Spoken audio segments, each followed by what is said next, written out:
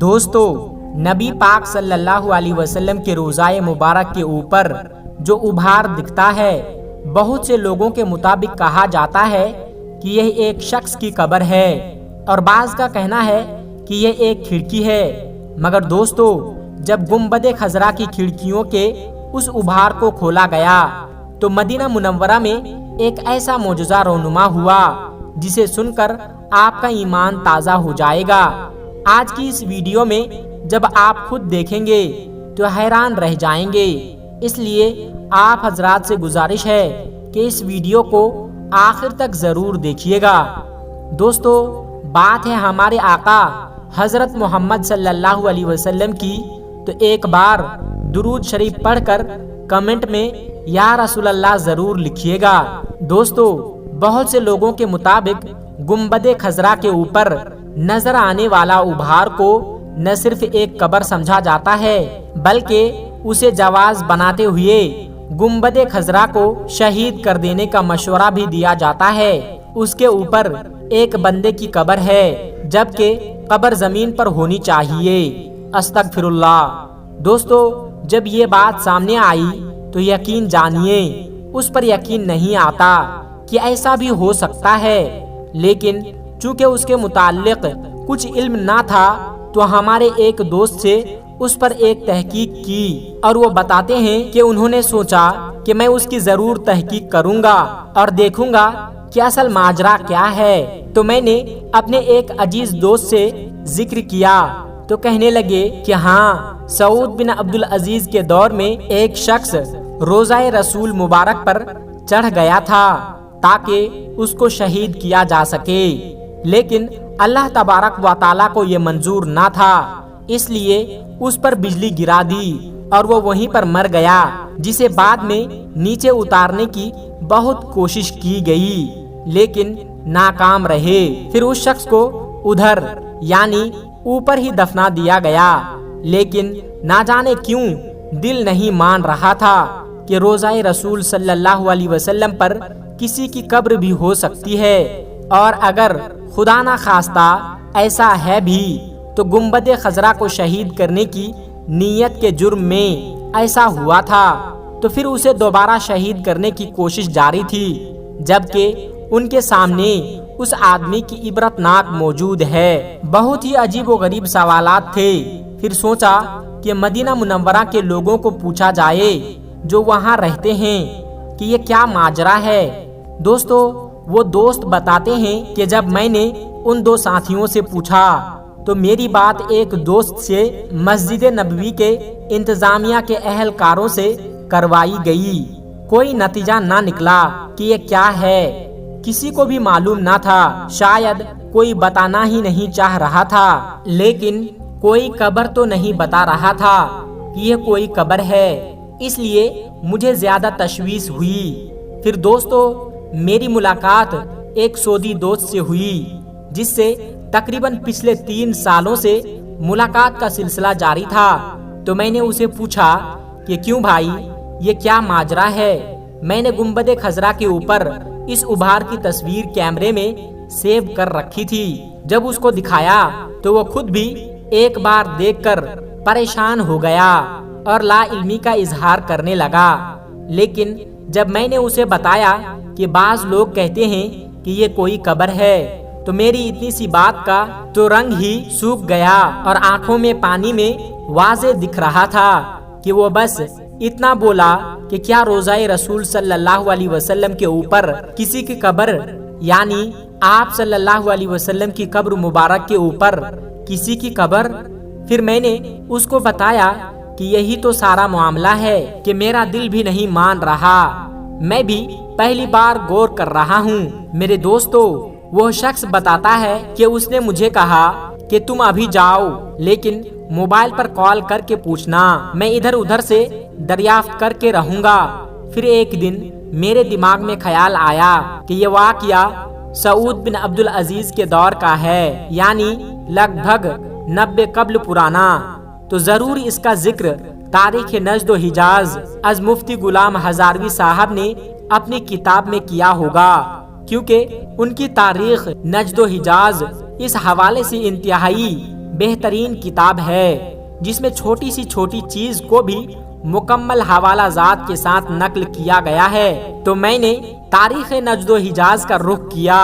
جہاں مجھے اس کتاب کے باب نمبر 4 صفحہ نمبر 3 پر یہ واقعہ مل گیا، جس کی عبارت یوں ہے کہ جو آدمی قبا شریف یعنی گنبد خضرا کو شہید کرنے کی نیت سے اوپر چڑھے، ان میں سے 2 آدمی نیچے گر کر ہلاک ہو گئے، اور اس کا تاریخی کتاب سے ایک بات تو واضح ہو گئی۔ نمبر 1، اوپر چڑھنے والے آدمی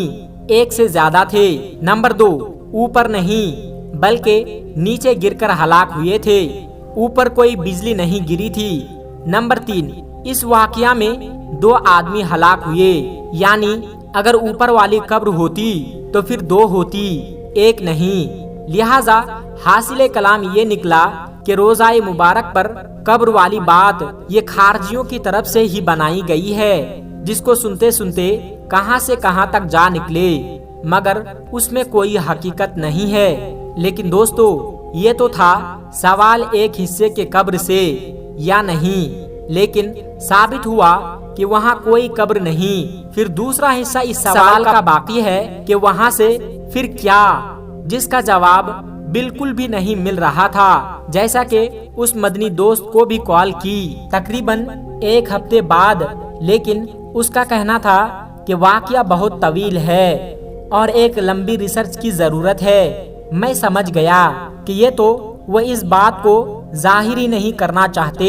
پھر واقعہ ہی بہت قدیم ہے جس کے لیے بہت ریسرچ درکار ہے۔ لیکن اسی اثنا میں اللہ تبارک و تعالیٰ کی مدد حاصل ہوئی اور ایک حدیث شریف نظروں سے گزری جو اس طرح سے تھی کہ مدینے کے لوگ سخت قحط سالی میں مبتلا تھے، تو انہوں نے حضرت عائشہ صدیقہ رضی اللہ تعالی عنہا سے اپنی بدحالی کی شکایت کی، تو آپ رضی اللہ تعالی عنہا نے فرمایا کہ نبی پاک صلی اللہ علیہ وسلم کی قبر کے پاس جاؤ اور اس سے ایک کھڑکی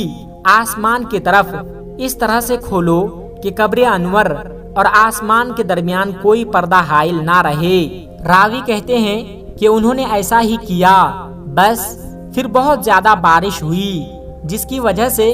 سبزہ اگایا، اونٹ اتنے موٹے ہو گئے کہ جس سے چربی سے پھٹ پڑے، لہٰذا اس سال کا نام ہے عام الفتح، یعنی سبزہ اور کشادگی کا سال رکھ دیا گیا، اور اس کو بہت سارے لوگوں نے روایت کیا ہے۔ دوستو، اس حدیث مبارکہ کے بعد ہمیں دوسرے سوال کا بآسانی جواب مل جاتا ہے کہ جن لوگوں نے گنبد خضرا کو بعد میں تعمیر کیا تھا مسجد نبوی کے شان و شوکت کے خاطر، انہوں نے ہی ضرور اس میں یہ کھڑکی جوڑ دی ہوگی۔ لیکن دوستو، دوسری طرف ان روایات کا انکار کرتے ہیں کہ یہ ضعیف ہیں، اور وہ کیوں ان روایات کا انکار کرتے ہیں اس پر بھی بات کرتے ہیں کہ وہ کن وجوہات کی بنا پر ان روایات کا انکار کرتے ہیں۔ دوستو، کچھ لوگوں کا یہ بھی خیال ہے کہ روضہ رسول صلی اللہ علیہ وسلم پر موجود گنبد خضرا پر جو کھڑکی ہے یہ حضرت عائشہ صدیقہ رضی اللہ تعالی عنہا کے کہنے پر صحابہ کرام اس وقت کھولے تھے کہ ایک دفعہ مدینہ منورہ میں قحط پڑ گیا اور اس طرح سے قحط ختم بھی ہو گیا تھا۔ اس روایات کے انکار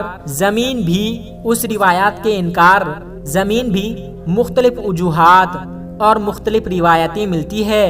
یعنی دوسرے راوی یہ بات کہتے ہیں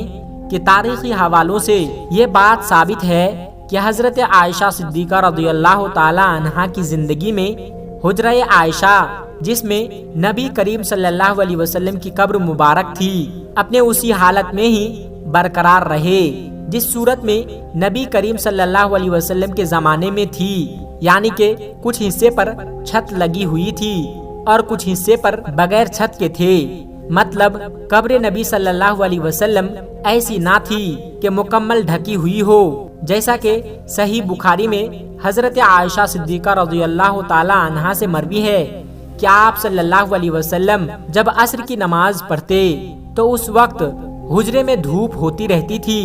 اور یہ ثابت نہیں کہ آپ صلی اللہ علیہ وسلم کے بعد حضرت عائشہ صدیقہ رضی اللہ تعالی عنہا کی زندگی میں کوئی ایسی تبدیلی کی گئی ہو جس کی وجہ سے قبر مبارک ڈھک گئی ہو، لہٰذا اس میں سوراخ بنانے کا سوال ہی نہیں پیدا ہوتا۔ حجرہ عائشہ رضی اللہ تعالی عنہا کو ولید بن عبد الملک نے اپنے عہد میں مسجد نبوی میں شامل کیا۔ جب انہوں نے مسجد نبوی صلی اللہ علیہ وسلم کی توسیع کی تو ولید بن ملک نے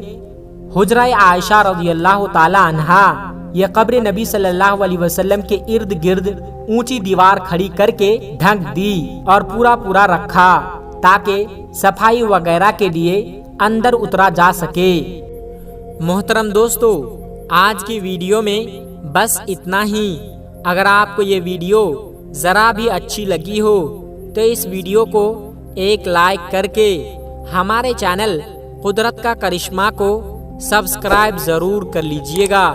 تاکہ ہم ایسی ہی پیاری پیاری ویڈیو آپ کے لیے ہر روز لاتے رہیں۔ اور دوستو، دین اسلام میں یہ بات واضح اور صاف طور پر بتائی گئی ہے کہ دین کی باتوں کو دوسروں تک پہنچانا ہر انسان اور ہر مسلمان کی ذمہ داری ہے۔ اس لیے اس ویڈیو کو اپنے تمام قریبی دوستوں تک شیئر کر کے اس نیک کام میں حصہ ضرور لیں۔ تب تک اپنا اور اپنوں کا بہت زیادہ خیال رکھیے گا۔